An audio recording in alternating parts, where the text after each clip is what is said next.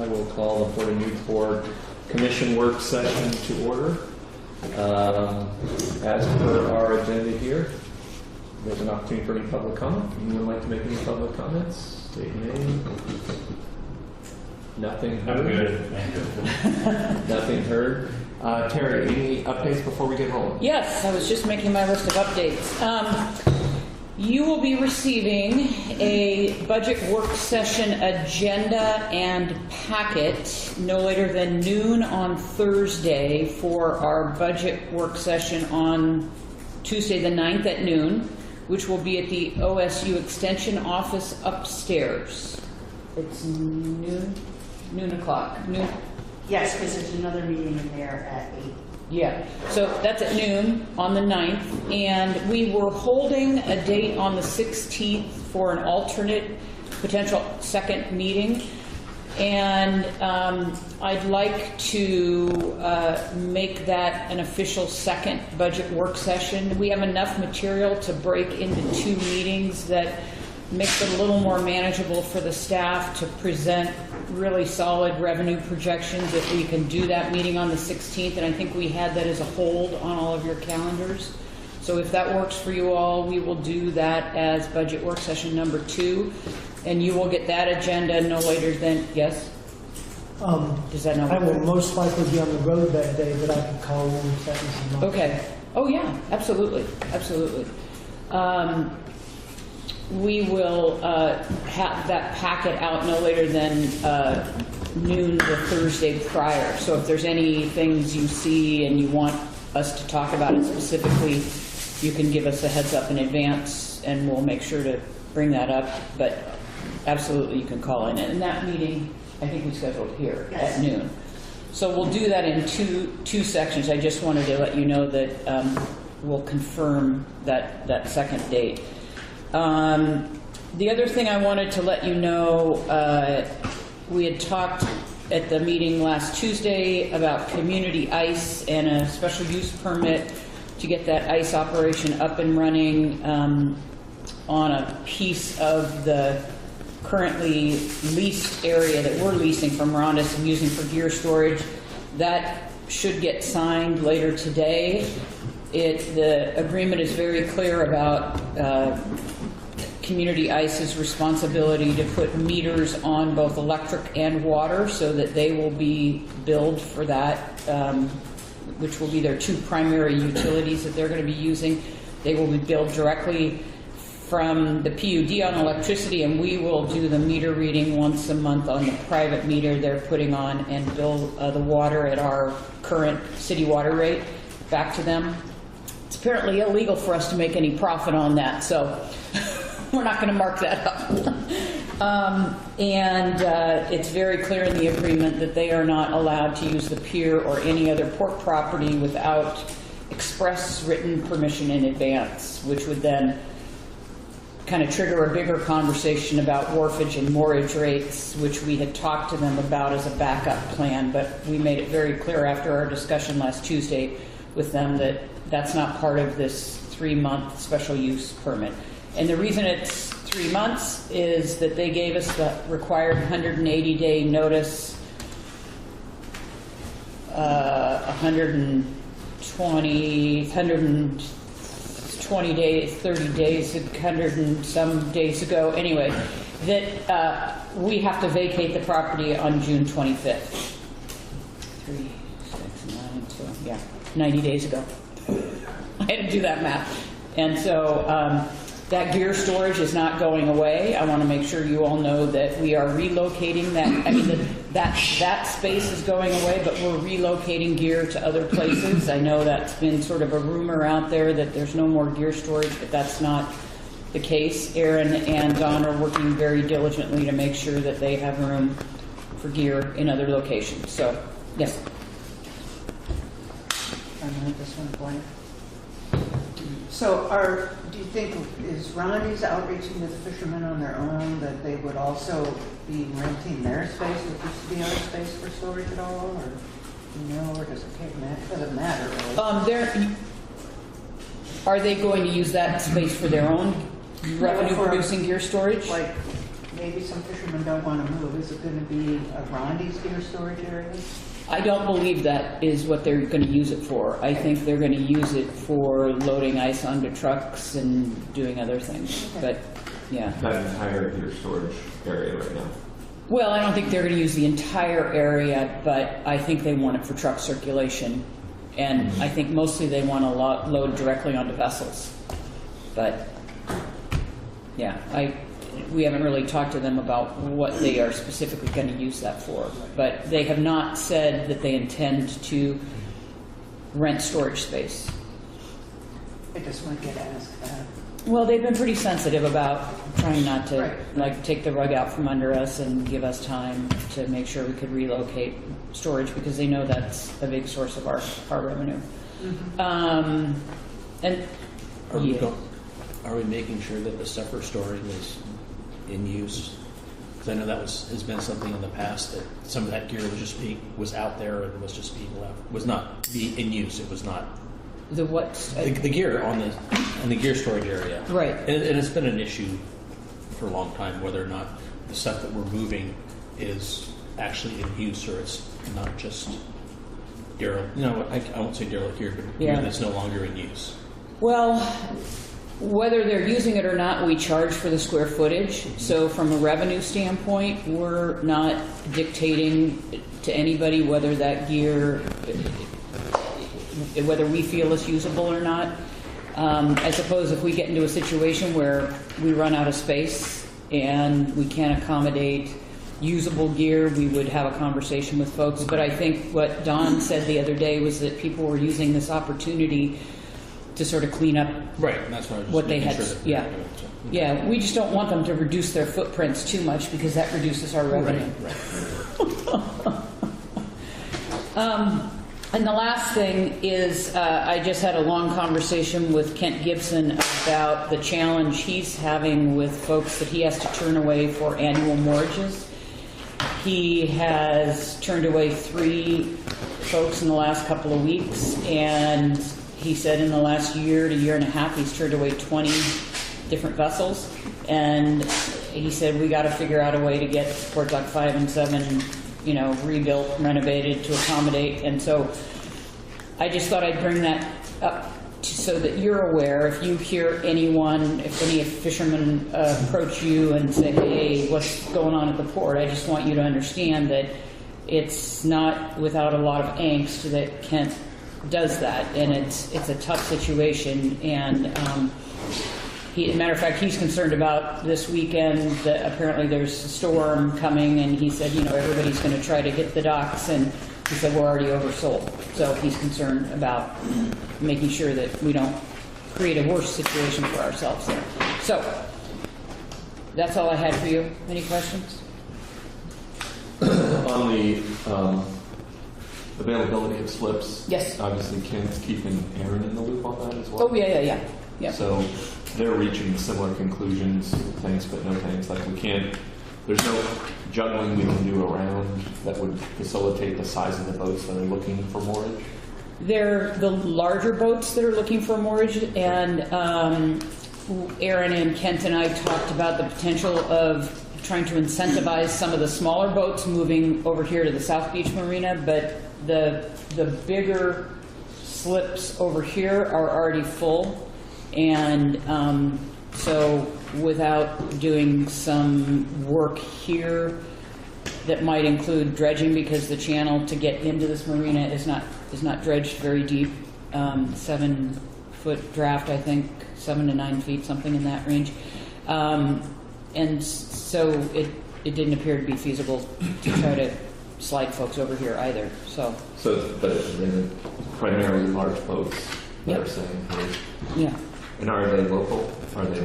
I think I don't know about all of them, but Kent said that this was a new boat, A new. new to the area, Uh-huh. that was looking for a place today. Does Ken think we're going to start seeing some more of the California boats come up here since they closed their crab season down here? I have not had that conversation with him, but I overheard he and Aaron talking about that and being concerned about You're gonna come up here As- early for tuna. Yeah, and check it as fisheries close and things happen, yeah. So this affects more than annual mortgage holders, it's just, there's no room to. There's just no room at the inn, yeah. Well, and we're kind of going down the rabbit hole a little bit here, but so what are the practical options for these when you say, hey, sorry, are they heading to Astoria and Seattle, Coos Bay? I don't know where they're heading. I can talk to Ken about that and follow up with an email and let you know. We didn't have time to, I was trying to run out the door, so, Just curious on some level, but also yeah. an opportunity for us to interface with our other port managers, at least in Oregon. Mhm. Says, not that it's our job to find a home for everybody, but we might be able to facilitate it. We can't help you, but here's some numbers of people who Yeah, I can talk to Ken about that. we could, regardless if they're moored here or not, I just hate to see boats not having a home, especially if the weather's calm. Yeah. Thanks. Terry, anything Sure. else? I think that's it. Anybody have anything else for Terry before we get rolling? Okay, the next item that's right underneath my salad dressing says our Port of Newport Board Practice Assessment. Okay, thank you, sir. I'm Rob Mills, one of the part-time consultants with SBAO, and the consulting service that you've requested today is called the Special District Board Practices Assessment. Walter is a little bit familiar with this. We went through this in January of 2015 with a different board with the exception of Walter. That was our first year of conducting this as a consulting service. In the meantime, since that time, we've conducted this now with over 100 special district boards, all different types of special districts, all different sizes throughout the state. And the format seems to hold up well. Our original hypothesis going into this, which was based on a formatted discussion, which I'm going to engage you in today, around 6 key performance areas. 6 key performance areas that our data now show tell a pretty credible story about the difference between high-risk and low-risk special district boards and special districts. So based on that, we've been offering this service. It's expanded over the years. This is simply a board practices self-assessment. I'm not here to assess you, or this is not SBAO's assessment of you. This is an opportunity for you as a board to have a different kind of conversation than you have at all of your board meetings. This is a conversation about board processes, not your agenda content. The format takes no more than 90 minutes to go through. You, as a district, you are awarded a 4% premium credit on your auto, your vehicle, and your liability insurance for having this conversation with me today. In exchange for that 4% credit, there's an expectation on our part, SBAO, that you will follow up on recommendations, citations for improvement, conclusions for improvement that you might arrive at today. We'll do a 60-day follow-up on this meeting, and that's the follow-up that I'm talking about. I'll be taking notes. Let me familiarize you with the format. This passes around. Should be 4 copies. Passes around, please. Everybody needs a copy. And this is your copy to follow the conversation. I'm not asking you to fill this out. You can do that if you like, but it's for your reference only. As we talk through the 6 key performance areas, the first 2 are on the front page: board duties and responsibilities and operational compliance. And then on the second page, we have budget and finance, customer relations, personnel administration, and policies and procedures. Under each of those key performance areas, there are 2, sometimes 3 subcategories. I call them dimensions of that key performance area. And I'm going to ask you to talk a little bit about each of those dimensions and then rate yourselves as a board, just using that simple rating process, good, caution, and danger. While you're having a conversation and coming to your conclusion about how you would rate yourselves, I'm going to be taking as many notes as possible. That's the right-hand column. And within a week following our meeting today, I'll get back to Terry, because she's my contact here. I'll send back to Terry a written summary of how you've rated yourselves as a board on this, along with the relevant pieces of conversation that I'm able to capture, along with another 1-page document called Consultants' Impressions and Recommendations. Just a quick paragraph, overall impressions that I've gleaned from our time together, as well as any recommendations that have popped out of the conversation today.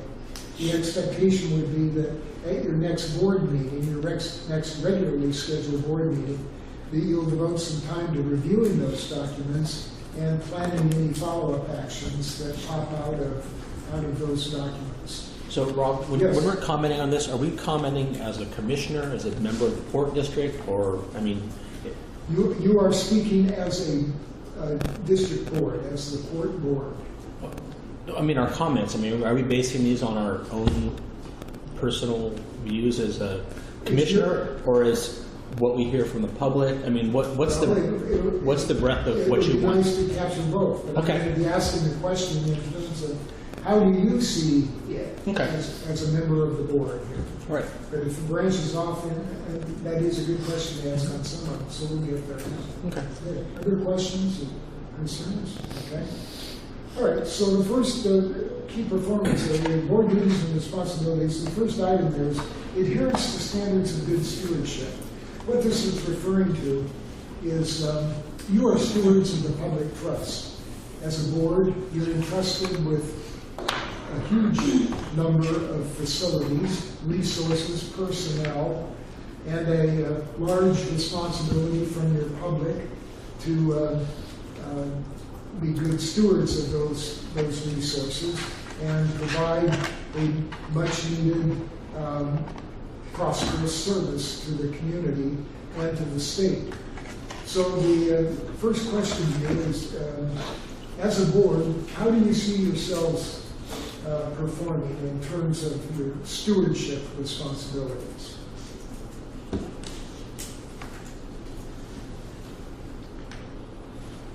Yes? I think that we do real well.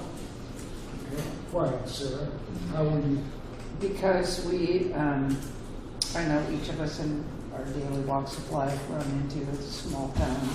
We run into our constituents, and if they have questions, we take the time to talk to them about anything that they might be concerned with. I recently was on a radio program where I could outreach through the radio to questions that were asked by the person running the radio shows, to outreach to people, to educate them about what we do, and to start a conversation if they have any kind of worries. But they can, I think that we do a better and better job of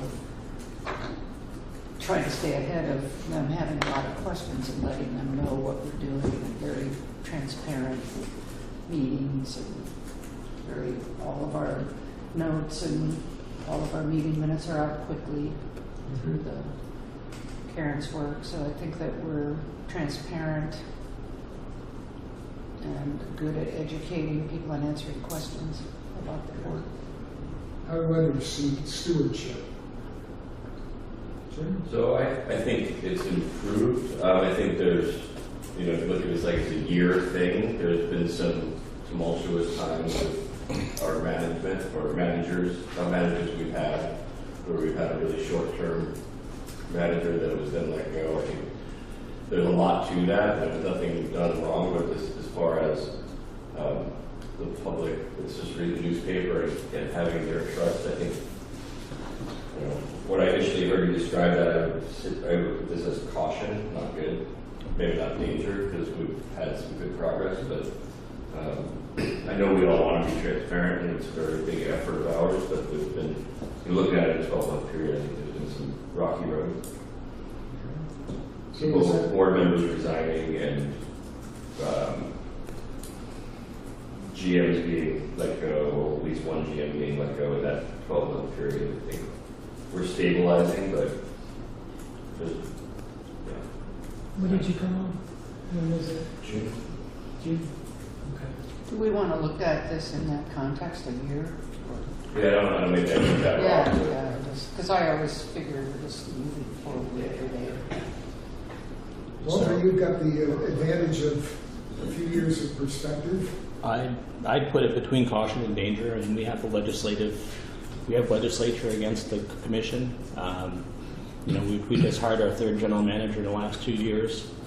We've had 2 interims. We've had a lot of turnover. We've had the tall ships fiasco go on. We've had some other things, and you know, we brought the spotlight on ourselves, and I think that we need to all work on getting that spotlight off. You know, we just found out that we're going to have a hearing on the House bill, so that doesn't mean that there's a lot of confidence in us, and I think we all spent some time up in Salem, and you know, we are being watched, and I think that we need to make sure that we're conducting ourselves in as much of a portly manner as possible. So what, your expression, we brought it on ourselves. Say more about that. I would just look at the wording of the House bill. You know, I think that there's been some inconsistencies with the general managers. You know, I've been on the board for 7.5 years, and Paul will be my 4th general manager. You know, only one of those was to retirement. The other Kevin chose to leave. We got rid of the other one. We've had 2 interims, so it's been kind of a rocky road. And what is that about in your perspective? Changing direction. So, you know, you asked if, that's why I asked the question if we're Yes. supposed to go on Yeah. the back, you know, and on the part, you know, from when we first did this, it was a much different atmosphere here. And, you know, there was a lot more confidence in Port back then. I would say that, you know, honestly, there's a little bit less than there was back then. So I think that we need to build the confidence in the public and then also in our legislators that we deal with. Thank you for your Yeah. candor. Mhm. Yeah, there is a difference. You're quite right. Looking back over the assessment we did, it was quite a different atmosphere, let's say. Mm-hmm. Go ahead. If I'm looking at the last 10 months, if we're looking since June, I would say the stewardship is good. The problems you're talking about, Walter, as far as stewardship, I don't know if any of those really fall in the last 10 months. I think the last 10 months has been an effort of 5 people pulling together, really looking to reevaluate, get good people in here, with Terry and then Paul and Miranda. And I see the stewardship as and seeing that Aaron and Terry are working together to address a lot of the needs that are the stewardship of our resources, like focusing on Port Dock 5 and other things. So I see it actually quite the opposite that you do. And if you say that our stewardship is not good because somebody has a bad impression, I really don't base how well I think I'm doing in life based on what somebody else says. Well, I didn't think this was meant to be a debate between the commissioners. I mean, Mr. Mills asked for an honest opinion. No, well, I'm just contrasting and saying I'm not. I'm just saying that, you know, there's other focuses we have. We have our road, which is one of our biggest leaseholders, independent leaseholders. You know, we have a big issue over there. We need to get that addressed. And, you know, I've been on the board for 8 years, and there's a lot of issues that have been kicked down the road. And that's how I'm saying it, and that's how I see stewardship, is we have a lot of problems that we haven't addressed. I mean, our list of projects that we have to do hasn't gotten any smaller, and they've only gotten more expensive. Port Dock 7 has been a priority since I got on the board. We haven't touched it, so I don't consider kicking the can down the road, good stewardship. We haven't kicked, in the last 10 months, I'm speaking from my perspective, Jeff. and I'm speaking from mine. So I'm trying to What's your understand. tenure on the board, Jeff? How long have you been on this board? It'll be 2 years, 10 months. Okay. Yeah. Yeah, and it's fine to have different perspectives. That's, in a group of 5, you're bound to have them. That's part of the data, Oh, I understand actually. We have different perspectives. I can't see a decision in the last 10 months that we would have done different in terms of stewardship. Okay. All right. And that's, Yeah. we go back beyond that. Yeah, I can think of a lot of decisions that if I had a mulligan for my 2 years, and then even before I got on the board, I would think that we would want a few mulligans. But the last 10 months, I can't think of one Okay. offhand. All right. So you'd put it more as a good, like good to caution? If we're talking last 10 months, I would say good. If we're talking the last 7 years, I would say not good. What are we talking, Ron? Yeah. You haven't really answered that question. All of it? No, That's what makes it hard. Not letting off the hook. What? What do you mean, all of it? What we're trying to gauge at here is there's a pretty big shift in terms of when we were all what we would, I think we'd all agree, we were probably behind the 8 ball in the trenches, fill in your acronym, whatever you want.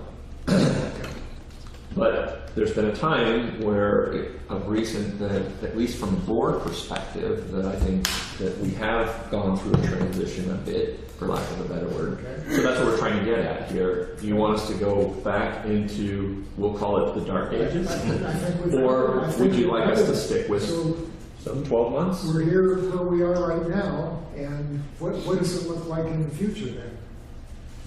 So then, would you like us to go on our assessment here of board duties and responsibilities? Because there's been a lot of changes.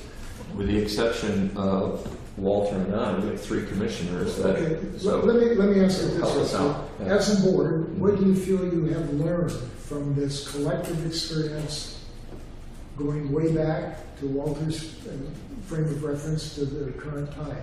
What has been learned? Please. 2 things. You have to have good people in the top positions.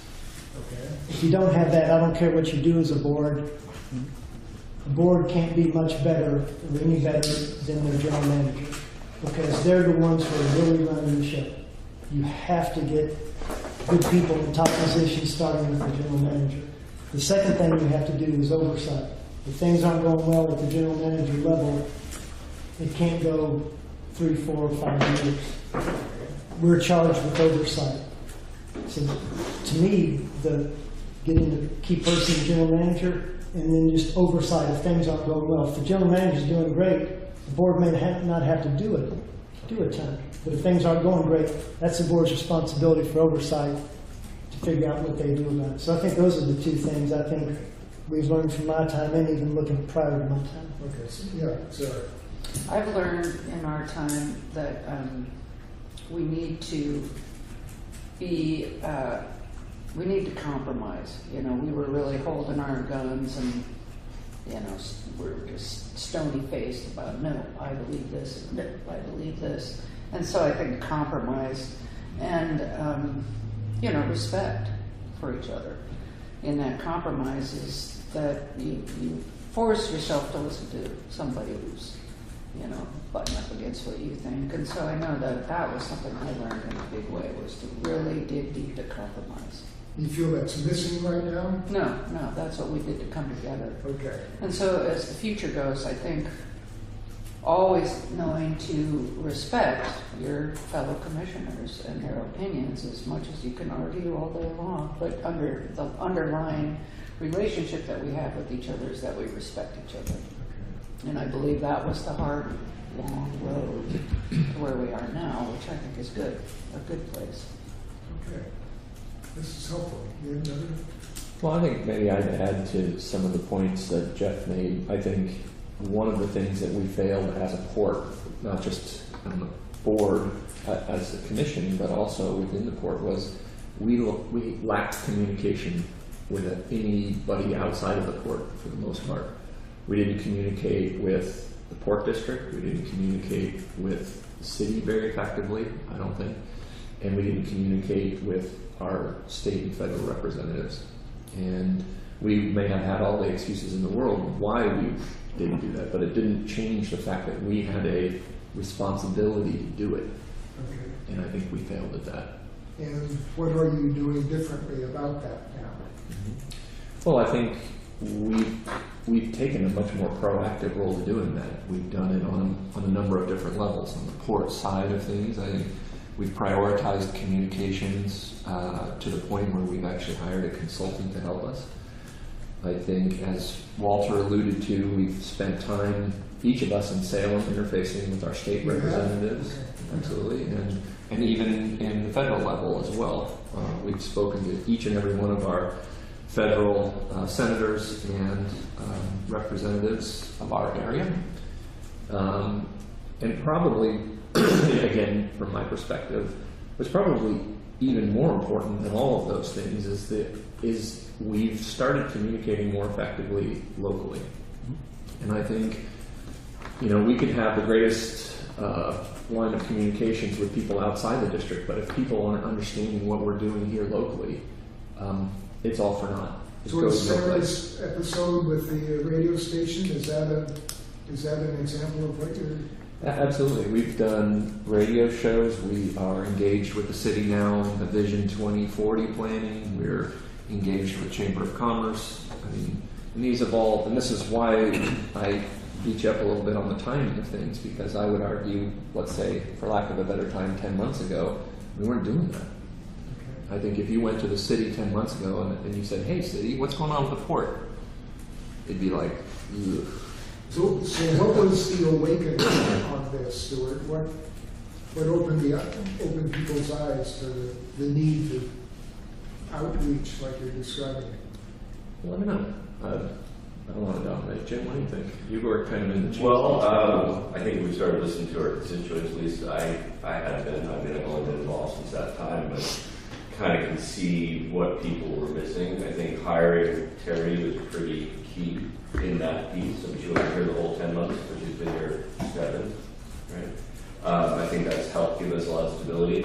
I think one thing that we're doing well now, and I think one thing that we kind of keep on the forefront, in addition to communication and consensus, finding that both Stuart and Sarah mentioned, but looking forward, I think is really key. I think we got stuck, or many people in the district, perhaps in past commission, are stuck in some of the past things that maybe didn't go right, but I think it's time to put those aside and really look forward. And I think that's the thing we need to communicate with amongst ourselves, and then also with the public. I mean, maybe we did something wrong a few years ago, but it doesn't mean we're not trying to do something right tomorrow. I mean, that's the past. That doesn't matter that much. We'll learn from it, but we don't need to dwell on it. And that's forward-looking, I guess, in a nutshell. Well, thanks for your candor. Good. Go ahead. Just Jeff. one thing, I think Stuart brought us together as a commission as a president. I liked our past president, but I think Stuart, with the conditions just at the time, I think he brought us together, and I think that was a huge part of it. Jim was a great addition 10 months ago, and things really came together, and then we moved past the hire we had as GM, and then Terry came on. One thing after another has just really fallen into place. All right, let's move on. I'm hearing quite a rainbow of colors on the first item here. We can sing too. What's that? We can sing too. Okay. The next item is demonstration of good governance practices. This is a reference to more of the internal. You are not the managers. Incidentally, since you and I talked, you have finalized the hiring, is that right? Of the general manager? Yeah. Yes. Yeah. You are not the managers of the operation, but you oversee the management of the operation, and obviously the buck stops here for the overall operation. So this is a reference to, as a board, how do you see yourselves performing in terms of your overall governance practices of the enterprise here? We could start meetings on time. Well, okay, that's a step. Maricopa. And that actually is, meeting effectiveness is part of good governance practices, and you'd probably be surprised, maybe you would, that how many district boards struggle with that, but No, I know it's a priority. I kind of half jokingly because I was a little late today. But sorry to interrupt. so go ahead and talk about the governance practices, please. It includes the overall effectiveness, ineffectiveness of the operation. It includes relationships amongst yourselves as board members, relationship of the board with employees and staff. I think one thing that we've gotten much better at is working together on our internal governances and meeting face to face during, it was a learning curve for me as a commissioner because it's like, well, when are we going to talk about this stuff? You know, I just thought being in the private business that you just shoot the breeze with somebody, talk about stuff. Well, there's rules.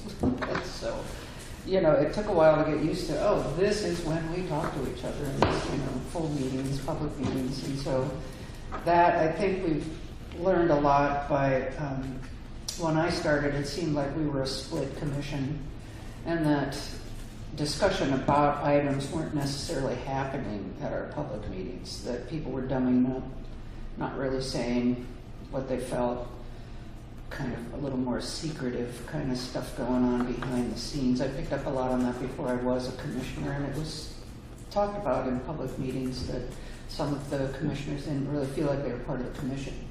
Like, well, what's the commission doing? I don't know, and I'm a commissioner. And I think those days are long. You know, but that was something we had to overcome, was being present, all five of us, you know, to be able to look at each other, ask questions, and back to the respecting each other. And so I think that helped us come to the realization that we're a board. You know, if we got something to say, we say it, you know, respectfully. And I've really enjoyed, since the dark ages there on that issue, learning more about my commissioners and their knowledge and their skills. Like Walter's been here a long time, and it's great to rely on him for, like, well, what did you do, or how does that go? And that he can tell us, and that, you know, we are different people, you know, representing different ideas. And so I just felt that we've come a long way on that. Sarah, how long have you been on board? Since 2017. Okay. Do others concur or see it differently than Sarah? It's more openness, less secretiveness, Yeah, something that it just more wasn't. talking, you know each other better. How do others see it? And this is under the operational compliance section? We're talking now about good governance practices, the second item under the board duties and internals. Gotcha. Well, I mean, I don't know. I'd say that our, you know, I think that there's still opportunities for us to improve in that.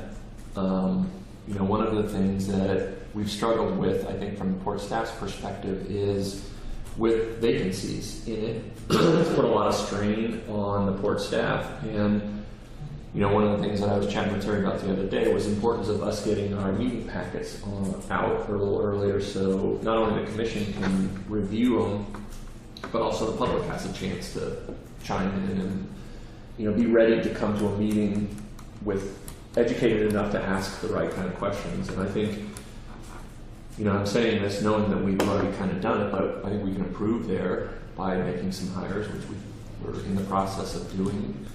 But in terms of, at least how I look at it, governance practices, my interpretation is how do we, you know, it's not just what's in our best practices or our governance manual, it's how we run our boards. Yeah. I think the flip side of it is I think we have prioritized public comments and public input. You know, we've rearranged the agendas a little bit to ensure that that happens, or at least people have the opportunity. Doesn't mean they always take it. But I think that's goes to the importance of getting our meeting packets, our budgets. You know, our previous general manager took a very sensitive topic like budgets and rates and things and basically tried to ram it down everybody's throat really quickly with really not any practical opportunity for people to review it. And I think that was clearly the wrong way to go about it. We've already taken steps to avoid that from happening again. But I think that goes to what my interpretation of good governance. I think we're showing an honest due diligence to our Port District constituents that we're doing the best we can to engage them and to run the port as efficiently and as financially responsible as we can. So that's my good governance. Right, I think as far as good governance goes, something to add to that is some of the training that we're seeking. This the ethics training. I was at the conference, during the conference. I know This is for board members? for board members, like trying to educate ourselves as a board to make sure we only improve our governance practices. Okay. Yeah, last week we had someone from Salem come down who's from the ethics department or Department of Government Justice, Ethics government Commission. ethics. So we heard from her on a dedicated presentation for a good hour or two. Helpful? I think so, from my perspective. Very interesting. Eye-opening. It's always eye-opening. In what It's way? always eye-opening. It's always eye-opening when you talk with the ethics people board. Okay.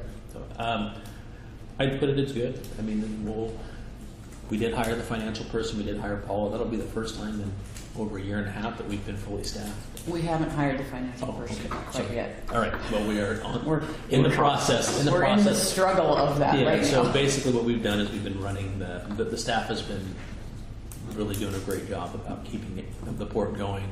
I don't know how many meetings we had the last year and a half, Karen. Many. We probably got close. 35. Yeah, we've probably had 36 meetings in the last 48 last year or something, what did you So tell we've me had that? quite a few meetings, and it's put a lot of pressure on staff, and so I'll have to commend them for sticking with it. They went through quite a bit of transition with the previous general manager, and I think they've stuck in, and they've done a great job with sticking with the port and supporting us. I would like it would be nice to get our packets ahead of time, but I also take into consideration the workload that we've created or that's been created on them. So I appreciate that. Attributable to vacancies? Yeah. We had, Terry's our interim, and she's been doing a great job, but, we still have to, it'll be nice to have some stability. And I think that that's something that goes with good governance is a little stability, and so I'm looking forward to having some of that in the next couple of years. Other comments on governance?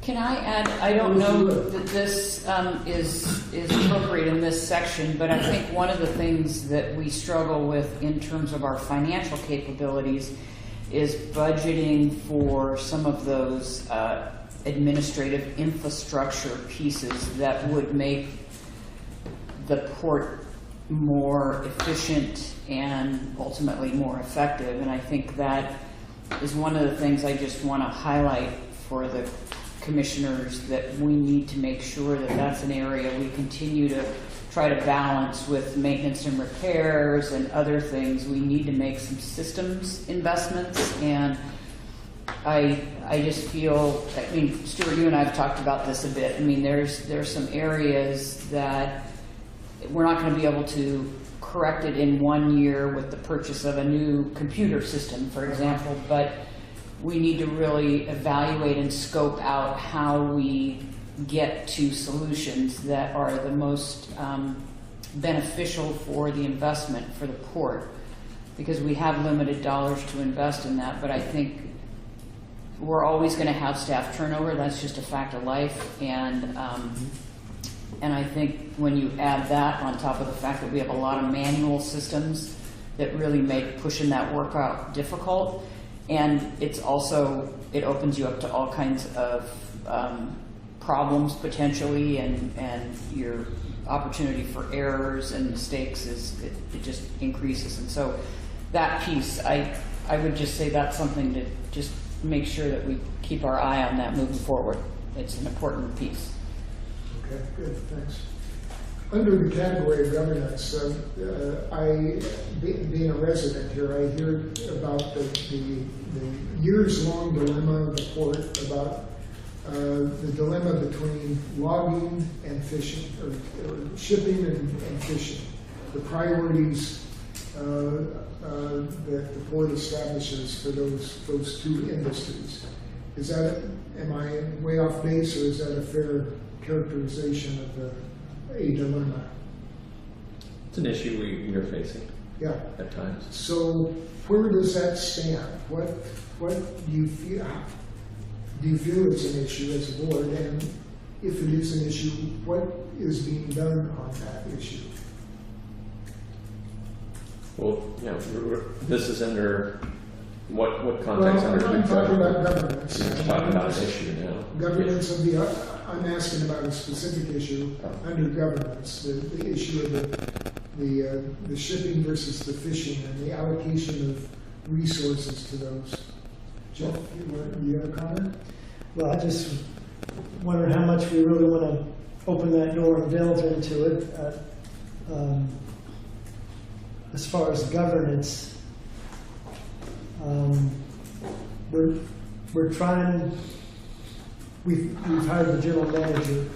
We're trying to hire a financial person.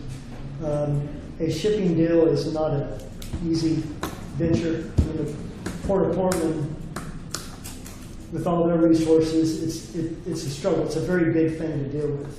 And we want the bandwidth as a port to be able to do it properly. We had a 3 to 4 year long issue, well, probably longer than that, as far as the terminal being rebuilt and trying to find a tenant. Well, the economy changed in 2014. That changed the dynamics. Hancock pulled out. And so then it made things more difficult. And then the state and the Fed said, we're not going to fund our portion of the Tiger. And so then it fell on us. And so there were many things that happened over a period of years that it wasn't anybody's fault. It just, the economies and the markets and the governments worked out that way.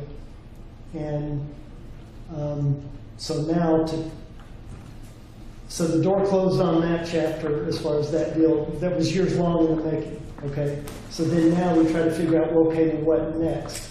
And it's not an easy, okay, we're just going to turn it on. We're trying to get the bandwidth and the leadership in place to let them deal with something that's not going to be easy. Is that I couch it more of just creating new revenue streams. I mean, not just put one in one. I wouldn't put one industry against another. I'd say right now we need to create new revenue streams, honestly, and that's whether it's shipping, logging, whatever. But we did get some. We only have so many people here that are willing to pay so much, and if we keep increasing those fees, we will start losing customers, and so we need to get a new revenue stream in here. I think that as far as governance, that's what we need to do, is get a fresh source of revenue instead of relying on what we already have here. Right, move forward with an open mind to all opportunities and, increasing revenues, the paramount thing. Yep. Lots of different ways to do it. Or net revenue, or at least break even. Right. It's not just gross revenues, but at least, Yeah. break even. I think with the specific loggers against fishermen stuff is that some people it just will never work to tell them that we're working really hard to find, number one, for the taxpayers, it's a multi-use facility, and you can talk yourself blue and people just aren't going to believe that you're sincerely looking for opportunities for shipping. Certainly was the two industries that were using the dock before it was built was logging and fishing, shipping logs. And so I think that some of the debates about that are just people totally unwilling to get off of their bandwagon, on both sides a little bit, that you read in the paper or as a citizen that you're hearing. That's just something that's being kept alive by a few people, I think. It's something that the port has moved beyond. I mean, there's never we are looking at all industries for out there, so I think that it's just fomented a little bit by a few people. Whereas internally with the port, we're moving forward and definitely looking for a diverse revenue stream. Okay, I'm hearing for the most part a pretty positive picture from you on the issue of governance practices. Is that a fair statement? A pretty green picture. Okay. Let's move on then to operational compliance. The focus here is the first item, overall regulatory compliance. The question to you as a board is, How do you feel, how comfortable, confident are you as a board with the status of the district's overall compliance with the laws and rules and regulations and protocols and expectations and guidelines and rules and whatever else impacts the operation? I think we do a good job. We don't have any glaring issues that are focused exclusively on the board, or so. Seems like we're in compliance, or somebody would tell us, right? I think we're doing fairly well. I mean, I think once the staff is fully up, compliance will only get easier. But I don't think there are any flaws at this point that I see.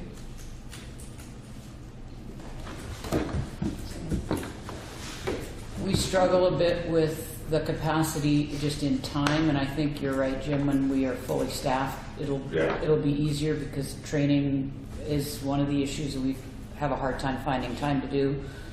So I think, regular staff trainings around safety and some of the other things that we would like to do more often than we get a chance to do. I think we've focused a lot on that in the last 6 or 7 months, and we just struggle with the time to do it. So Are there issues with safety specifically? not particularly. I'm impressed with how diligent the staff is in the safety committee and making sure people are aware of safety equipment and safe procedures.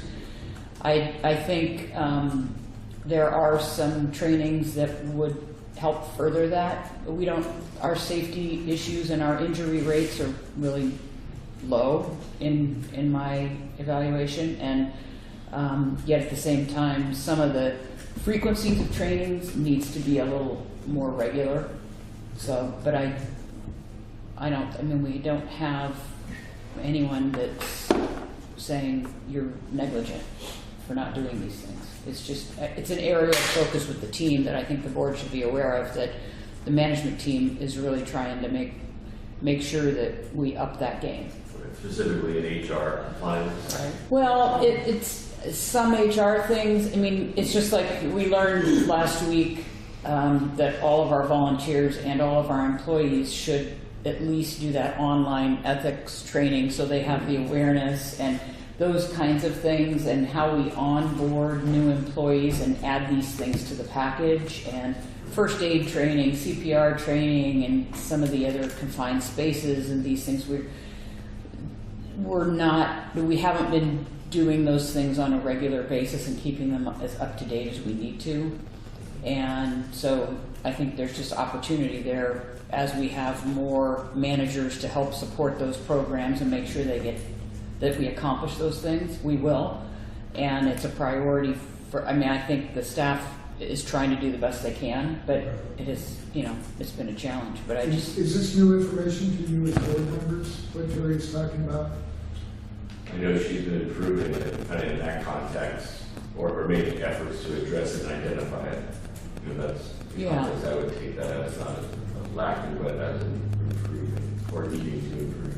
Yeah, and some of it is just normal evolution, and there are more... Evolution of staff? Well, just evolution of agency and requirements. Yeah, there's more trainings available than ever used to be, and there's more reasons to train. And so I think part of it is just trying to keep up with all that. Timeliness of compliance reporting goes along with the first item that we just talked about. But as a board, how confident are you that the district is meeting its timelines as far as the reporting that goes along with compliance issues, whatever those may be? We're doing well on them. We just got done with we'll be done with our strategic business plan and capital facilities plan, improvement plan. So we had to update those. So I think But we were late on those. it's 5 years as a guideline. I like your thinking. Well, we were the pilot program too for the state. And like I said, I think that we updated it. But we were chastised and refused grants because we didn't do it. I mean, in terms of timing. And we got it done pretty timely, Yeah. in a timely manner, once Yeah. we were asked to do it, so I think that was. So the issue chastised for what, Stuart? Our kind of, it's a little tongue in cheek, but the strategic business plan is required to be updated every 5 years.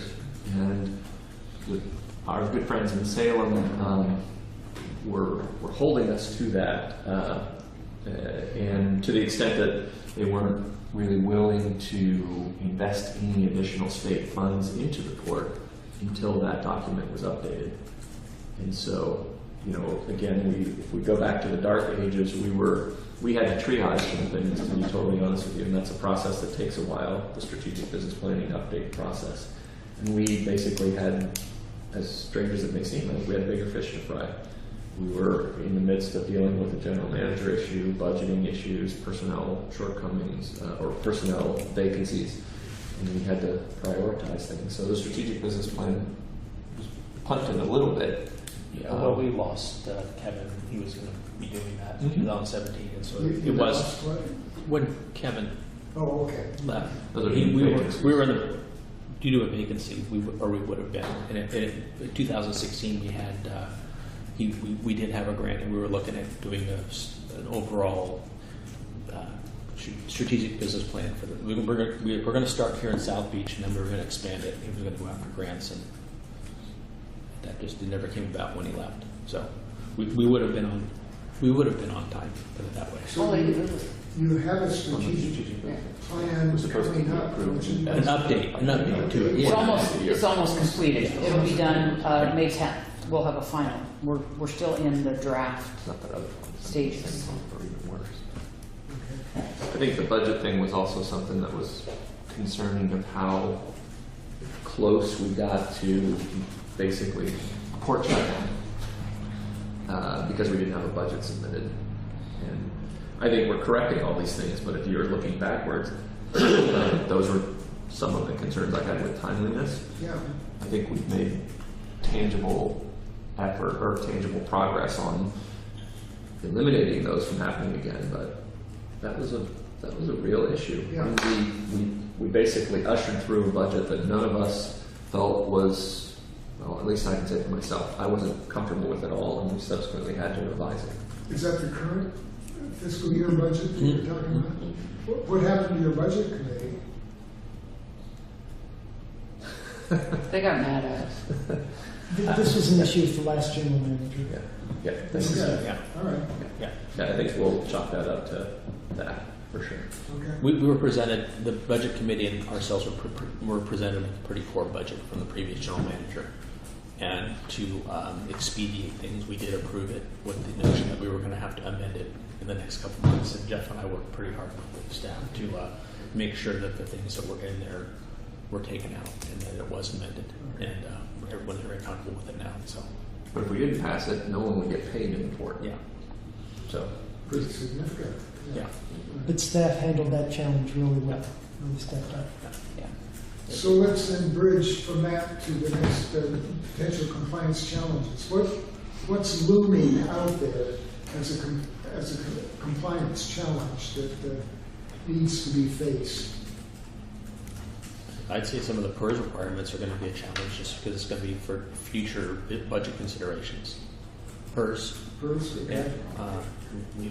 that amount keeps going up to us, and that's another revenue. That's a revenue issue thing. Yeah. But, and we'll be fine complying with it, but it's a challenge. It is for most districts. Yeah, and we have two very long-serving employees that are going to be retiring in the next couple of years, and we'll increase our burden. It's going to be something that we have to look at, and I don't see that the PERS issue being fixed very quickly in the legislature. So I think that's just something we need to realize that the increased burden and Others come to mind besides PERS as far as potential challenges coming down the pike? It's financial challenges, but as far as technical or procedural challenges, maybe Terry might have a better idea than us. Nothing comes to mind. Yeah, I'm sort of rolling through it in my head, and I don't really. I mean, With short staff, as you've commented before, do things like changes in the equal pay law and so on that come down that affect every district, do those get extra cumbersome around here because of the short staff that you're talking about? We did pretty well with that this year. We hired a consultant to help us, so we sort of did a hybrid where staff did some work and the consultant did the more technical aspect, and we did that. We got it in a couple of weeks early, actually. That was a little proud moment. Yeah, that was a success. But yeah, I don't know that compliance. Okay.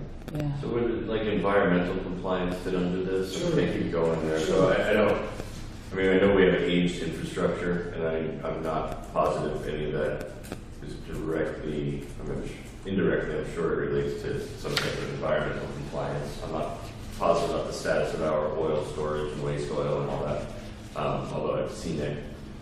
So I imagine that it's got to be a little bit of a challenge. We have a lot of creosote pilings that need to be changed out, Yeah. things like that. Dredging is environmental compliance when we need to, and mitigation, and yeah, risk mitigation.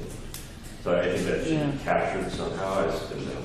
I think one of the things that's positive about that is I was sort of thinking through that a second ago, and we have on our project list some of the storage tanks and things that need to be replaced to meet new regulatory requirements, and so those things are on our lists, Right. and they may not be able to be accomplished next fiscal year, let's say, because we just we have other priorities and we just don't have enough dollars to do as much as we would like to do in any given year. But we've identified those and it's planned.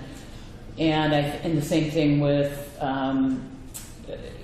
the docks and the pilings and Safe electrical safety. yeah. And so we've identified those things and they're on our plans, and so we've prioritized them, understanding that those create a risk and a liability for us. And I think in terms of the mitigation, we have identified in the strategic business plan that we want to put together sort of a estuary-wide mitigation plan with partners.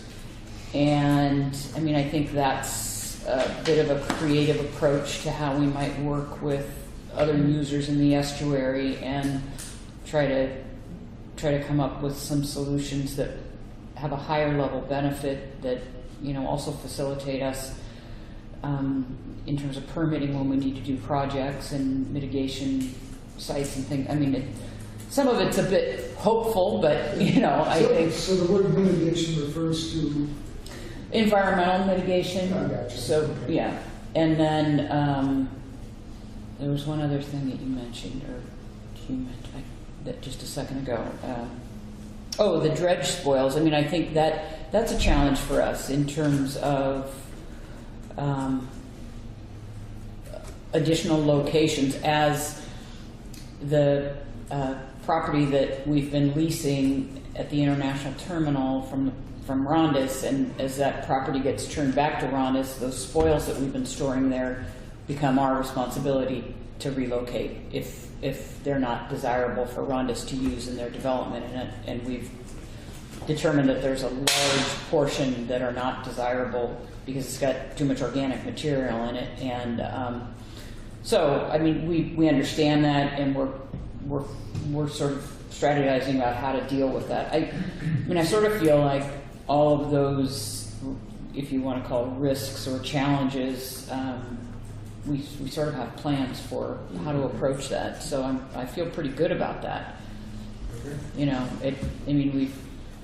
The first part is to recognize what they are and then make them part of a plan and then execute on that plan. And that's the toughest part, right? The challenge is the execution Yeah. of the compliance plan. Yeah, but we're fully aware, and I think we're working in the right direction, which I think gets you out of the danger zone into a sort of yellow and green make blue on the edge. All right, let's move on to the next page, budget and finance. The first item is consistency in budgeting to meet needs. The reference here is to the credibility of the budgeting process you've already alluded to, but does the budgeting process serve to let you meet the needs during the fiscal year without a lot of scurrying around, borrowing from accounts, borrowing from outside, and so on? Talk a little bit about the budgeting process and how well it's serving the district, please. Walter's probably been through more budgeting processes than anybody. Our budgeting process is much better. When we started, staff was not involved very much in the budgeting process, and through different iterations of management, CFOs and things like that, staff is much more involved in the budgeting process. My first couple of years, the staff didn't have very much of an idea about what they had available to spend, and now that they're much more inclusive, and they're brought into the budget process at a much earlier time, and they're allowed more input, and I think it's made the budget process go flow a lot smoother. It's been a lot easier for the staff to know what they have available on hand and how much they have to spend. And they also it gives the commission, it gives management a good view into what they see needs to be done on their facility, because the general manager's all over the place and they're not always there on hand every day. And I think that that's really helped us out quite a bit to have that input from staff. So And early engagement, and I think that's been the biggest part. Usually the budget starts in February, and so everybody has between 3 to 4 months to think about what's going on and set priorities.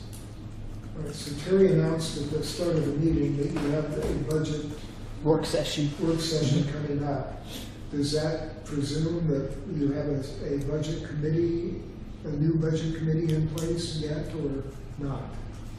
As part of the agenda is to formally to put that committee together more formally, but we have members that are currently serving on it, so they serve for a set amount of time, or terms, I guess. So we have a few slots that are open that we'll be filling, hopefully shortly, but that doesn't derail the process. I think more to this point, I think in terms of how budgeting goes, from my perspective, I think we have a process in place that, presuming we follow it, it goes well. And the budgeting committee is a separate group from this commission that we put together to give us guidance and recommendations on the budgets that Port staff puts together and that the commission ultimately approves. So then describe the process that you're referring to. What mechanically, what happens in the budgeting process, Stuart?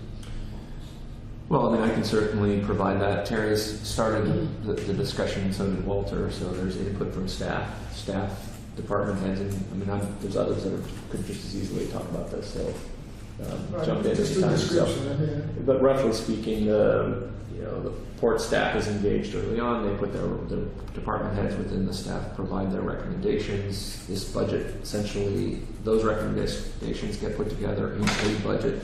The budget is then circulated to both the budget committee and the commission. We meet after goals and budget priorities are set, so the work session happens, I suppose. We set some of the priorities that get incorporated into the budget, then the budget gets circulated to the budget committee and the commission. We discuss it. Associated with that are rates as well, which is another issue that is important for us to have. Engagement with the Port District on, certainly our stakeholders and things like that. So ultimately, we're approving the rates are part of the budget process, and that's another big component of this. But ultimately, through a series of meetings, external review in our budget committee, and through the expertise and input from the commission, we ultimately approve a budget prior to the end of the fiscal year. So standard protocols that are recommended for special districts. It sounds like you follow those along, including the public hearing, obviously. Okay. The only thing that we missed was having a full-time general manager, because in the past the budget was set up where the evaluation of the general manager started in December and in January, and basically that was where the commission and the general manager basically set goals for the general manager. Those goals for the general manager became our priorities also, and that was with the collaborative process. And that was when the general manager would take that, and then I think it was in February, that was when the department heads would also have their reviews, and that's when they would get their, we'd get their lists. And then March, late March, early April, and that's when everything would come together and we would all sit and talk about it. So, Sounds like you're intimately familiar with the whole process, Walter. yeah. He's the treasurer of this thing. Okay. I'm the treasurer. I've never been in the, I've He's got the checkbook. So you Yeah. did a job. So, how confident are you in the process that you described? I'm very confident, and it's worked well. Like I said, we revised it. We revised it quite a bit from the first time I started on the commission, and it's been a very good evolution. You know, it was there's a lot of growing pains. I can go back to we'll start when I first came on the commission. I think we had 15 to 20 different accounting programs. And so when we brought Pat Ava on, that was his first 14 months. He stayed locked up in his office and basically hand input every bit of all those accounting programs into one, under one or two programs. And that was a big lift. And it's been a very big, a lot of improvements and a lot of investment by the commission to update and start bringing our financial and accounting practices up to speed. And that's not staff-wise, it's just the software, and just allowing us to get a much better feel for what's going on financially. Okay. The first couple of years, I mean, our budget packet was like this, and some of it was still on green and white accordion paper. And so we've gone from that to 5 to 10 pages. Okay. And we can look at it. It's much more efficient. But like I said, it was a very costly and time-consuming to bring that up to speed. But I think it's been a worthwhile investment. And then Mark has been a great hire. He worked for our auditor. We kind of hired him away. And so he's been managing our finances with the push towards getting through the audit much easier. And so this year's audit was the easiest one I've ever seen. So we only had one or two different, what would you call them, Terry? Highlights of Opinions. Yeah, opinions. We Yeah. had a couple opinions, and it's not that we had bad practices before, but with the streamlining of the data and the ability of everyone to look at what's going on not in real time, but in a much easier way, I think it's been a much better. All right, so let's bridge from that to the next item, which is soundness of financial practices. How would you describe the district's overall philosophy, you as a board, your overall management philosophy of finances? Are you spendthrifts? Are you We're very tightwads? No, we're pretty thrifty. We don't spend more than we make, and we have been able to put some money away the last couple of years. I think we could have done a better job of spending a little bit more of it, but I'd rather have more in the bank than less in the bank. Is the district solvent? Mm-hmm. What's the debt situation? Well, we're paying off our debts, but we are highly leveraged, and that's one of the reasons why we need to look for different increasing revenue streams. Okay. And I would say, with the increase in revenue streams, that would allow us to go out for more grants, and it would also allow us to have larger matching for those grants. That's going to be something that all special districts, cities, counties struggle with, is grant programs are drying up, and the amount of money we need to match those grants is going up. So when I first started, I think Connect Oregon was 20%. You only had to match 20% of your grant, and now it's up to 40 to 50%. And so the cost of entering into grant programs has gone up, and there's fewer and fewer grants where there's smaller matches than 40% out there. So That's something. You rely pretty heavily on grants? Not lately, but we would like to rely more heavily on it. And that's why we got the strategic business plan put together. But I think that's, we can't depend on grants. So I think we need to. That's one reason we need to look to new revenue sources to become. Everybody's got to do that. How would you rate that as far as the color coding on soundness of financial practices? Medium green. Medium green. Light green? I'm pretty hard on that. I don't think anybody can say we're good, stamp of approval. I think we would just be biting ourselves in the backside if we said everything's rosy. I think we can always do better. There's always room for improvement. Sure. But I think that. How about the item before that, consistency in budgeting and meetings? What rating would you give that? I give it light green only because we haven't had a CFO, because we've been understaffed, and that would be the only detraction. We've been taxing our staff pretty hard for the last year and a half, and they've been giving us what we need. But I think that once we get a CFO in there, consistent general manager, once we get fully staffed, I think the green will get darker. And it's no detraction of what we have, the staff we have now. I mean, like I said, they've done a really good job, but I think that having that stability and having those extra people to rely on and bounce ideas off of. We did use a accounting service. Todd Kimball we did contract out with the kind of an upper level financial person. He's been a really good sounding board, so it's not like we've been navigating in the dark. We have someone there to be a consultant. So. All right. Customer relations, management of service problems. As a board, how comfortable are you with the status of the district in its management of service problems? Can you define management of service problems a little bit? Well, you serve the public in a variety of ways here. Right behind me is a waterfront full of boats. Over to the left is a parking lot full of RVs, and further to the north is a dock full of fishing vessels, and further to the east is a... Sure.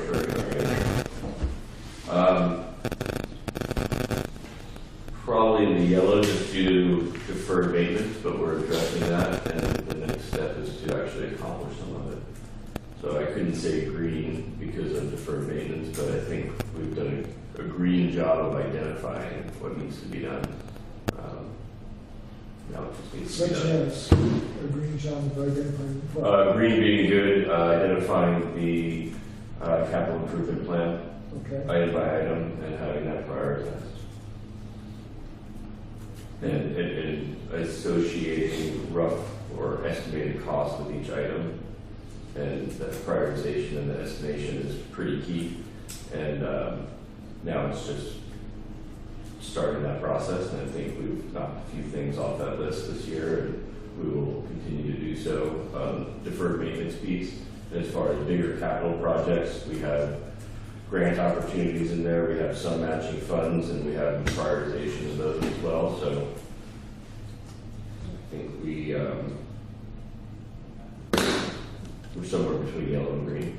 What are some of the top priorities in your capital improvement plan? Port Dock 5 approach is definitely number one. Further engineering for the rogue seawall. It's very high on the list. Repairs to outer Port Dock 7, which we're going to incorporate hopefully at the same time we do Port Dock 5 next fall. All goes well. So a lot of dock repair is a lot of it. Some improvements to some of the RV space and design of future RV space. Other comments, other perspectives? I think that Sir, what are you musing about? I'm really glad Jim's a commissioner. It sounded good too. Seriously, that I'm really glad Jim's a commissioner because he just put it in. He got the whole list. I was impressed. He pretty much nailed it. On that note, I have to go. I'm sorry. I have a strategic planning meeting that I didn't do it. I'm glad glad we got your information there. Thank you for that. Thanks, Jim. Okay. Do you have anything else? to- No, I'm serious. I think you nailed it. I mean, it's everything that we've been talking about. Put it in a nice little package, and that's where we're at. I think having staff more involved in bringing their concerns forward has helped us address some of those issues. That's happening now? Walter? Yeah, it's happening now. What's an example of that? Bringing their concerns forward? Just basically having them more involved in the budget process. There's when they're more actively engaged with the management, I think it helps everybody, and they're all of them are very aware of working with customers. I have a lot of I come down to South Beach quite a bit when I'm fishing, and I don't hang around with staff, but I do listen, and I've never I've heard nothing but compliments about how the staff here conduct themselves. Even when it's busy, that's high kudos to them. We have our park. What was it? Clay. What's his? He's Park our host. Our park host has won statewide awards. So we have very good staff, and I think that when you have good staff. If memory serves me, what you're describing is a change from the last time we did this here, 4 years ago, Yeah. 2015. It Mhm. seems to me there was some unrest about the very things that you're talking about. Yeah, and one of the things that that would probably go back to Opera compliance. We've worked really hard on HR issues. When I first started, there have been some employees that hadn't had increase in pay in 5 and 7 years, and so we're catching up with that now. We're still suffering from not doing that, but we came up with a matrix so the employees were allowed to see if they did that there was light at the end of the tunnel before. I would say that the commission, unfortunately, they balanced the budget on the backs of the employees, and the morale suffered. So I think morale has improved greatly since. Okay, that's the next item, so keep talking. You see an improvement over the... I feel like I'm taking up all the time. No, that's fine. I think we have we've included them, the employees, in a lot of insurance. Insurance was a big deal a few years ago. In past,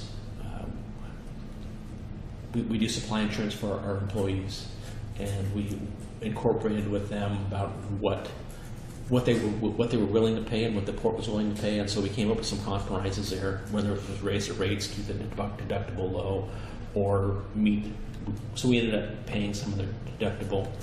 Like I said, we have a matrix that we still need to update, with the fair pay and equivalent pay, but I think that was not even part of the discussion. when I All first of started. which has improved the lot for It's the employees.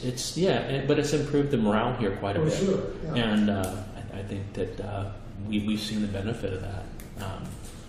I don't think there was kind of an adversarial atmosphere between the commission and the staff, and I don't see that now. So Others don't have the advantage of perspective, I think, that Walter does. I think we all do.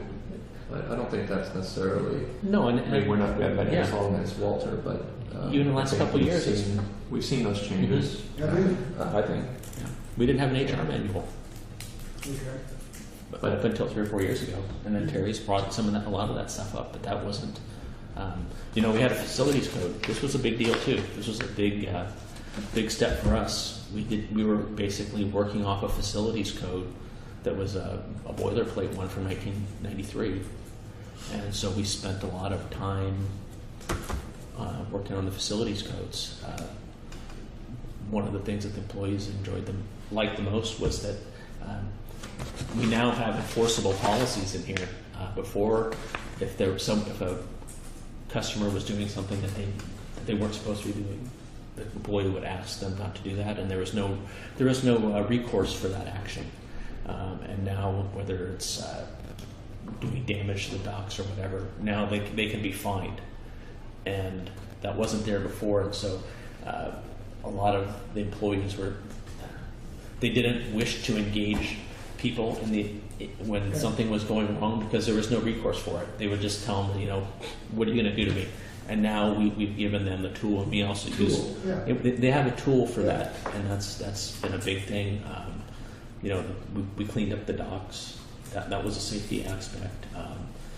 We had tenants on the docks that had dock boxes with 2 and 3 freezers on them, and basically we cleaned the docks up, and that was mainly a safety aspect. Chris pointed that out, that there was an issue where they needed to get out to the water out there, and it was covered up by someone's dock boxes, and so that's I don't know if that No, helps you. it's right on And target. it's all these little things that we've worked on. Yeah. That you wouldn't think that it's kind of messy sausage making. But they were issues 4 years ago.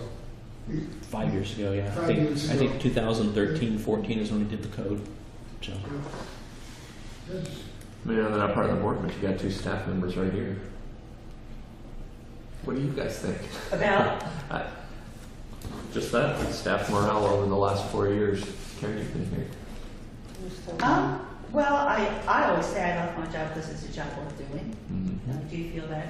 Certainly, I would say it's having this staff turnover and vacancies does put more of a strain on it than I would like to experience. Consistency Yeah. in personnel, yeah. That's my observation as well, and that just kills an organization, I think. But I'm glad Terry's here. I'm glad that Aaron's here when he came here. Mhm. Glad that Mark's here. I appreciate the people that I work with. Mhm. But yeah, I'm looking forward to some stability. There you go. I'm making an assumption that the frequent references to turnover and staff shortage is really attributable to the other turnover that's gone on at higher levels in the organization. It's just That's actually the turnover I'm referring to, is Yeah. the dimension. There really hasn't been that much turnover Yeah, in other it- parts of this well, the staff. losing of general managers over time that you talked about earlier. Well, it's Yeah, I not think- just the general manager. I mean, we're talking, we lost the general manager, the CFO, the director of operations in 3 years. I mean, lost in whatever forms you want to say. I mean, that's the entire leadership of the board. Yeah, that's what I'm talking about. Yeah. That's not trivial. Yeah. So that's the consistency, I think. And that director of finance, I mean, we've had interim general managers and hired another director of operations, but that director of finance position has been vacant for almost 2 years, which is a big chunk that's, that's missing. And so when you have a small team, everybody that is not there Yeah. is really felt. And again, is this a result of all of the turmoil that you've experienced in recent years? the CFO left for family reasons. Steve left for family reasons, Okay. and so his family moved to Salem, and so he's now living in the East Coast. But And the difficulty filling some of these positions, what is that about? we didn't have a general manager. Kevin left in July, and Steve left in September Well, of 2017. we basically backfilled. So we had Mark here, who had a lot of familiarity, Yeah. Mark Harris, with the budget because he came off of an audit. And then we hired a consultant to fill in that gap while we let the dust settle a little bit. So we're able to meet our regulatory and budgeting compliance needs, but it was triaged. I mean, we weren't growing the port. There wasn't the consistency, I think, that Karen alluded to, because all those positions were temporary, interim kind of things. And it sounds like a long time for the director of finance position to go vacant, but if you go back and you kind of look at what happened, you kind of understand it. Like we hired him, you said, well, the general manager's coming on, maybe they'll hire, let them do the hire. The general manager came on, Yeah. they were going to do the hire, but then that's a whole other story there, what happened. That lasted several months. It's Yeah. how somebody he was going to know he was going to come, and that was delayed. I mean, it was a bit of a mess. Yeah. And so once So some things A happen. lot of contingencies. Yeah, some things happen. We're, Well, and we're the on a good interim- track now. An interim GM cannot hire and fire employees, so they have to do that with us. Okay. And so that was one of the other things. Yeah. We only had, since July of 2017, we only had a permanent general manager for 4 or 5 months in between. So we had interims. Yeah. And so, according to our bylaws, Terry can hire and fire anyone without our approval. And so that was kind of one of those other things where we were You're hopeful that puts some stability back in the organization, aren't you? Mhm. I think there already is stability that's been put in, and we're on track. We're in a good trajectory. Right. Management of employee performance is a direct reference to a performance review system in place. I think you've already referred to this, but how comfortable are you with the management performance system that you operate from? I'll be more comfortable with it once we get a permanent general manager. But the system itself The system works. it works. Yes, It it seems- does. Yeah, it seems to I work. think the GM meets with department heads, even as an interim Yeah. GM. Mhm. Terry's actively engaged with department heads. She holds them accountable per their revised job descriptions and responsibilities. And, much other than that, this commission relies on the GM to manage performance evaluations for everybody but the GM. So, from my perspective, I'm comfortable enough with the system that's in place, and I think the board has indirectly or directly decided that we didn't necessarily need to provide Terry with a performance evaluation, although we were certainly well within our right to do that in the early part of the year. But, I think in terms of what we kept thinking was an imminent departure of her once we hired a permanent person, we just postponed that. So we haven't really done a GM review, unless you want to call what we did with our previous permanent GM review. We That's haven't. what we called it. We haven't really had a chance to effectively review a GM in a long time. Sarah and I have not. Yeah, you guys have. We've been GM was our whole Yeah. term. December 16, January 17 is the last time we reviewed general manager. Well, did- And the rest of the organization is covered as far as you know? Right? Yeah, director of operations is usually the one that does Okay. the reviews with incorporated. Have you in seen concert. the reform? Yeah, we do an annual review, Yeah. and each of the supervisors conduct, so they review their staff with their manager. And so, we try to push the reviews down so that the supervisors that are working with people, for example, the RV parks supervisor reviews the 2 employees, but that review before it's presented is reviewed, not evaluated, reviewed by the manager that oversees this facility. And so we have eyes on it, but we like to have the supervisors at that worksite level deliver those. And But fair to say that there's a process? in yeah, there's a place process in place. It's for standardized annual, and thorough, Correct. documented Correct. performance reviews that cover Yeah. all employees? right. All right. Good. Alignment of positions with work assignments is a reference to position descriptions. Do they exist? And do they properly, accurately describe the actual work being done by the people in those positions? I think that's a work in progress. So we've taken some steps. We've taken huge steps. I mean, there have been positions that haven't had PEs Right. in place or that are woefully out of date, but it's an issue that's been identified, it's being addressed. I'd call it a yellow Okay. from my perspective. The pay equity project required that everyone documented their responsibilities, which enabled us to update old job descriptions that people had. We are working toward having new job descriptions for everyone. But that's going to take a consultant to help us with that body of work, since we don't have a dedicated staff person that understands how to write a structured, Yeah. position Yeah. description. Do you have somebody in mind to do that work? Yeah, we've been working with HR Answers through SDAO because they discount their services and they have good consultants, and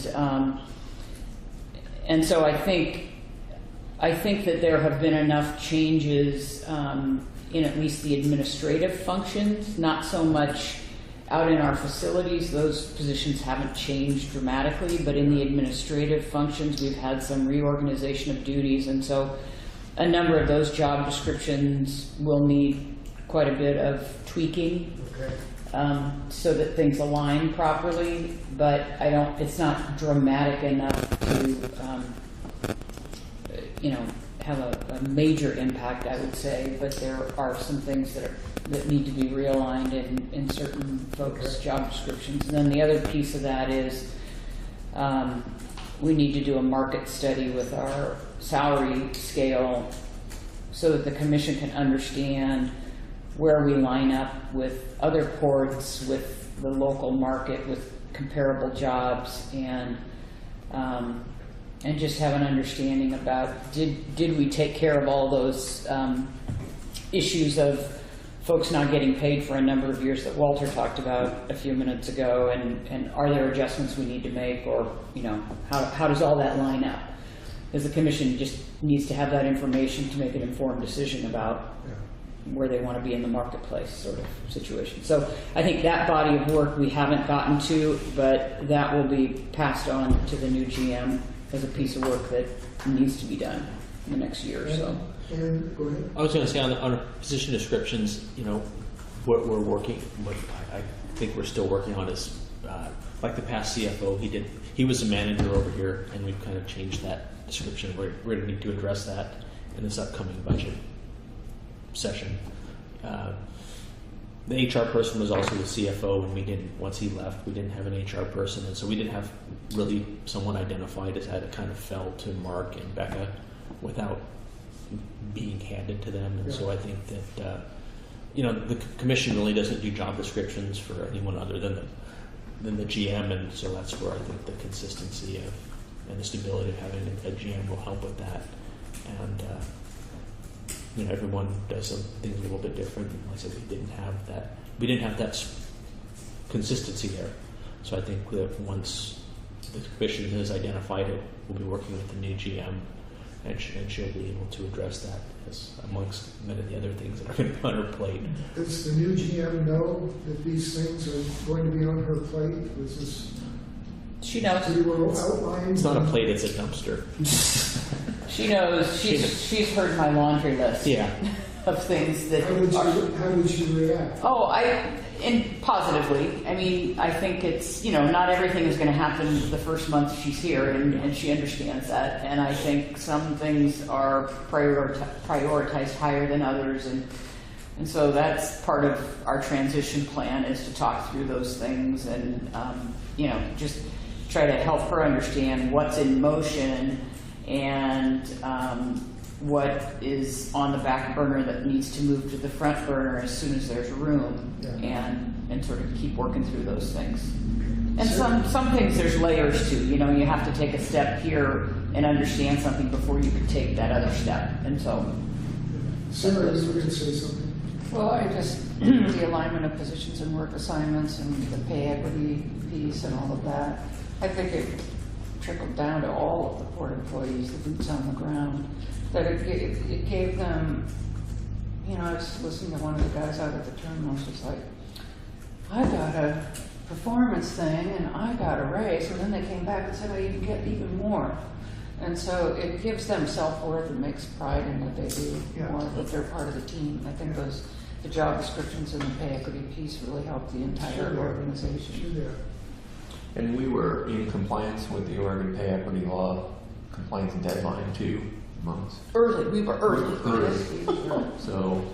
Well, and there are a number of organizations that haven't done it yet. Exactly. So, I mean, there's something I think we prioritized internally. Yeah. One, that we needed to do it, but two, in order to meet the compliance deadline for the state of Oregon, that we prioritized it and got it done. We, in the provincial sense, it was really court staff. So I think that's a positive thing. Also, some of the long employees, that's harbor masters and the managers of the different, they'll be retiring, and I think the workforce is concerned about that, What's going to happen when so-and-so leaves? Losing the expertise. So I think the more work that staff does to make, transparency with them, that the world will not come to an end. Okay, we're just about ready to wrap up. I'm very aware of the time, that we're just under 90 minutes right now. So say a few quick words, if you would, about the last category, policies and procedures. Can I do one last one on the personnel? We just need to work on succession planning, and Sarah brought that up about we're going to have two long employee, 30 years of employment, and we need to make sure that we have someone there to fill in those spots, but not just fill in, but get some of the institutional knowledge that those two fellows will be taking with them when they leave. Just need those chips out of their brains. Yeah. More like flakes, I think. Yeah. How about policies and procedures? The So overall condition of policies and procedures. You've already shown one document, Walter, the document that you have in front of you, The code? which is a change from a few years ago. Yeah, 7 years ago, 6 years ago. Yeah, that was one of my first tasks, was the facilities code. And that was So what is the overall status of policies and procedures as they apply to the court? I think I'm looking to Terry to see what she thinks coming in, taking a look. Well, have worked for the last couple of months on a comprehensive package of financial policies that the commission has had a chance to review, and we will have that for any additional questions or approval at the April meeting.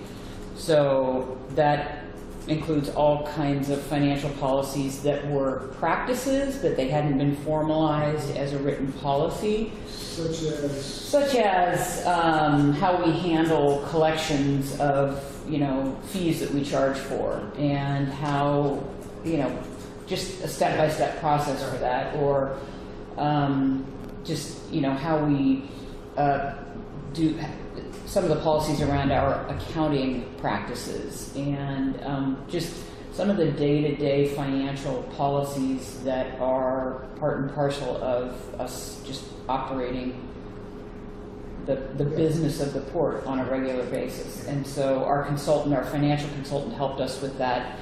And so that's a really important piece, just to have the document, because again, that's part of succession planning. If new people come in and they don't have a policy to lean against to understand how we're doing certain pieces of the business, it leaves a huge gap for interpretation and all kinds of challenges. So that's an important piece. I think we've updated a lot of our HR policies in our handbook, and one of my big goals is to have that ready for the commission to review and adopt.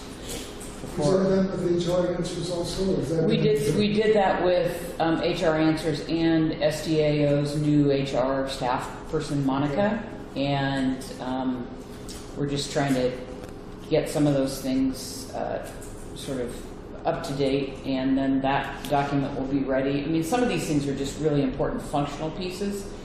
And there are lots of updates we've made to our policies around safety, and some of the newer language regarding regulations for various safety aspects, and storage of hazardous materials, or how we handle our oil.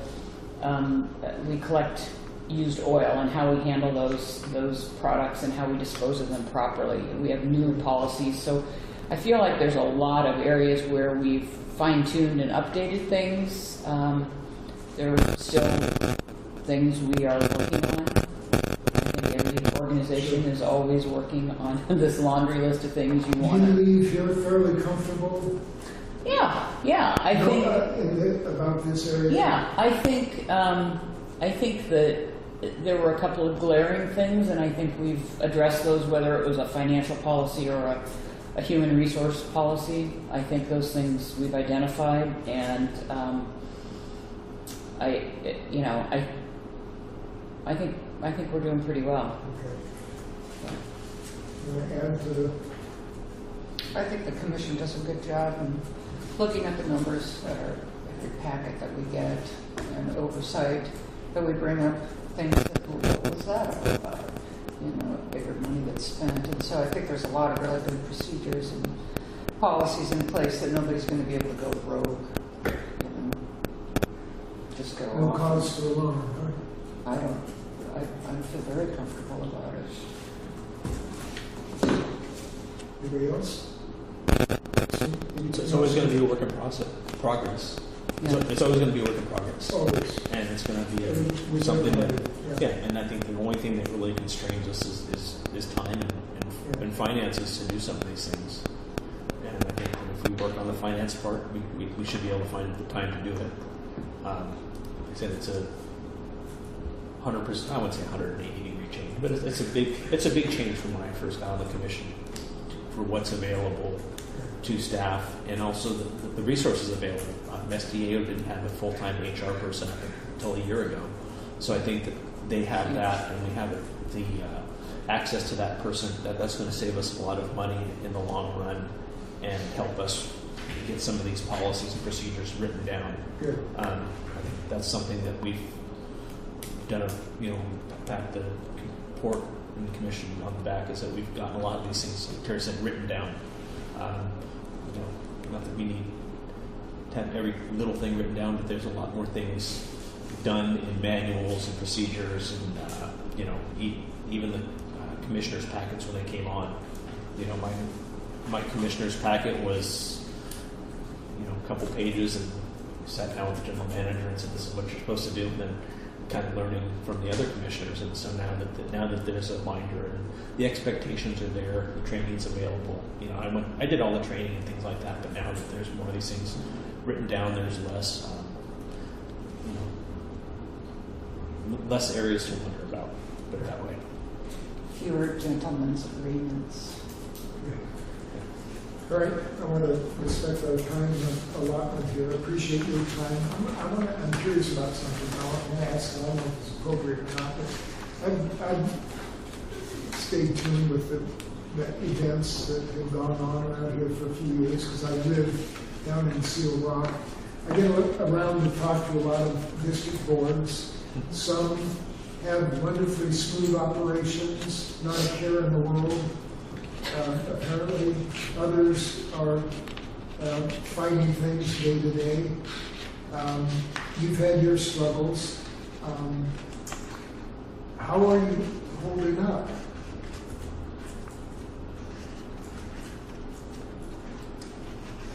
I feel really healthy. I never had and gray healthy hair. this week. I came with gray hair, so it doesn't matter.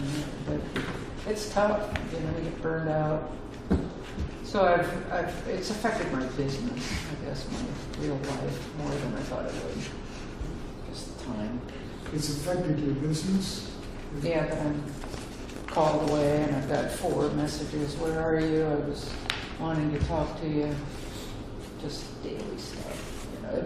I expected a commitment in time, but these 34 meetings and 48 meetings, ever since that we got on the commission, it's just been endless meetings. It's gotten way better, but my God. I mean, we know each other pretty well now. And we still get along. It's pretty cool. Jeff, how about you? I'm optimistic in general. I'm happy about the general manager hire. I'm positive and similar to Karen. It's a position worth doing. And it has been more time than I thought personally. But you asking how we're doing as a board or how we're doing personally? Individually, yeah. Individually, I'm optimistic and hopeful, and think that we live in the best community. The port has so many wonderful attributes, and I think we're on a good track, and so that makes me personally optimistic. Stuart? Yeah, I think I agree with all these, both Jeff and Sarah. I think there'll always be challenges in it, and I think, yeah, it just takes time to do it right. And, you know, when things settle down, we won't need quite as many meetings, but I think we've all Everybody recognized. said that. Yeah. I'm not telling you when it'll settle down, but no, I think, you know, you have everybody here, and I can count on one hand the meetings that people have missed. And it's because each and every one of these commissioners are committed to what they're doing. And because they're committed is what's going to also help keep the port moving forward. And I will say, biases aside, I think the port's lucky to have them, all of us. So, not trivial. There you go. It's you know, it's rewarding. You know, like, you know, you'll have setbacks, you'll have status quo, you'll have successes, and I think you just have to roll with the punches. And you know, I think what I can say is it's very rewarding to be in these seats. I think that you get a chance to do some good in your community, and I think that's why we're all here. And in the end, that's what we need to work for, is to do what's best for the community. Well, onward. Yeah. You got anything else for us, Rob? That's it. All right. Well, not seeing any additional public in the audience, unless you'd like to make a comment as a Port District constituent. I'll go ahead and adjourn our meeting at 1:55.